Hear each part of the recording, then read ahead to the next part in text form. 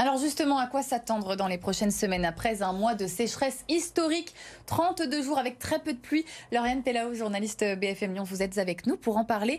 Pour les prévisionnistes, la petite pluie de ce matin à Lyon, c'est même pas considéré comme de la pluie en fait. Et oui, parce qu'on ne compte même pas 1 millimètre de cumul dans le bassin lyonnais et c'est alarmant.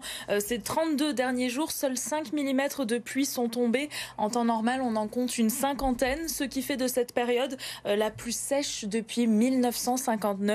Pour vous donner une idée, le taux d'humidité dans les sols est en déficit. Alors ça n'aurait pas été un problème si ce phénomène avait été isolé, mais avec l'année 2022 que nous avons passée, les sols étaient déjà très secs, une situation en grande partie liée au changement climatique.